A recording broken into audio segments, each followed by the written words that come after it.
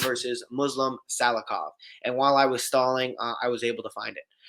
Li Jingliang is a really interesting guy. He obviously, I think a lot of us were mostly introduced to him when he got annihilated by Khamzat Chimaev in his most recent fight. But I kind of want to throw that away because of the prospect that Khamzat Chimaev is. Li Jingliang, he hurt Neil Magny very early. He's got a good mix of striking and grappling, and he's got a pretty decent chin. He's a powerful puncher, and he's a powerful counter puncher at that. He does his best work moving forward. I think he's got a good straight right and a counter left. And he will be a guy who will give one in order to get one. So he's going to take some punches in order to give out some punches. He's going to really rely on his chin in that regard. He can get out later in the fight, but I think a lot of his success is based on movement. When he's going back and not able to lunge forward with punches or have his opponent stand straight with him, I think he runs into issues. If his opponent is continually going to walk forward and Li Jingliang is not going to have that opportunity to be able to burst forward and get his opponent on his back foot, it hurts him a lot. And we saw that with Khamzat Chimaev. Khamzat Chimaev came right at him, took him to the ground, and that was pretty much all she wrote. Muslim Salikov is really interesting. I think he has well over 185 kickboxing wins. So this is a fight that I anticipate to fully see on the feet. He's not very fast, but he is very technical, and he's a good side kicker. He likes to throw a lot of those lead leg kicks, throw him to the side, throw him to the body.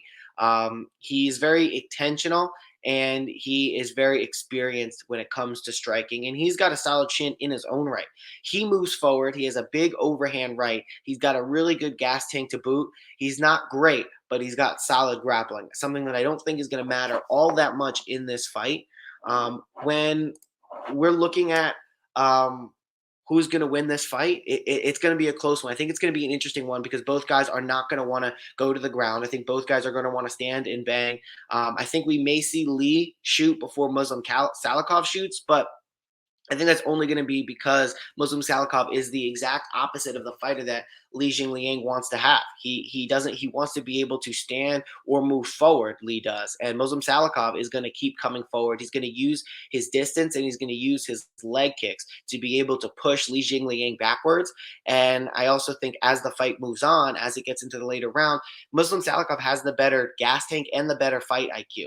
There are times where Li Jingliang, when he gets into a situation that he's uncomfortable with, you can absolutely tell because he looks like a deer in the headlights. Go look at the Khamzat fight. He looks like he is overwhelmed the entire length of that fight. And, no fault to him. He was overwhelmed, but he can give that up. And I think Muslim Salikov just is going to have the ability and that kickboxing experience to be able to outpoint, out-touch, outland Li Jingliang on the feet. He's going to outposition him. I think he's going to be able to avoid the right hand of Li Jingliang and be able to deliver his counter punches of himself. And I just like Muslim Salikov in this fight for all of those reasons. Thank you, Cam, for eventually agreeing with me after I beat you down on stream. All right, so now we're moving up to the